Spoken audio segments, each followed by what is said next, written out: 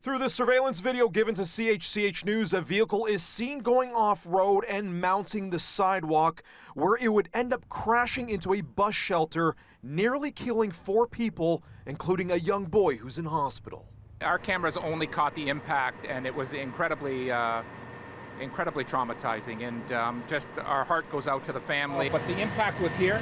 John Lepore owns the accounting firm right in front of the scene of the crash at the corner of Highway 8 and Gray Road in Stony Creek. The also soon-to-be grandfather thinks about how busy the bus shelter is, one near a high school. There could be 50 people at that particular bus stop at any given time, and particularly after school. As you can see, the bus stop used to be right here, and when it was struck by the vehicle, Hamilton police say the 12-year-old boy was stuck under the vehicle. Hamilton police say the 12-year-old boy is in stable condition tonight. When first responders arrived, the 12-year-old's injuries were initially believed to be life-threatening. They add he was waiting at the HSR stop with his mother, along with a 10-year-old girl and a 9-year-old girl who weren't hurt in the crash.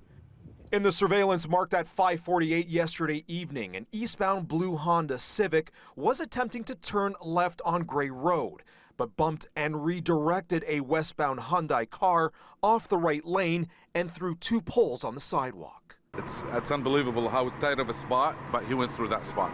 Sam Naboot, who owns the auto dealership at the corner, shows the space between the poles and is trying to understand how this happened. Roads are becoming unsafe. I don't know what causing it or what it is, but it's I got my own kids and I got grandkids, so. The crash is the latest of an ongoing trend of traffic-related collisions involving pedestrians, including a mother and son who were struck by an out-of-control SUV on an Ottawa Street North sidewalk Sunday. The driver ran from the scene, and the family continues to recover. Hamilton police say so far in 2022, there have been 15 fatalities in 12 collisions. 11 of them were pedestrians.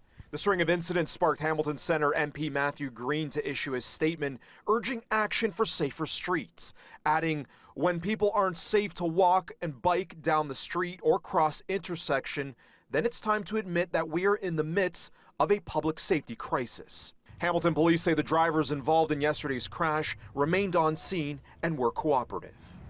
Hamilton police says after going through all the surveillance footage, a 35-year-old Hamilton woman who was trying to make the left turn has been charged for failing to avoid collision. They also say the other person involved in the crash is a 26-year-old Hamilton man. Police say additional charges may be laid. Jason Guidola, CHCH News, Stony Creek.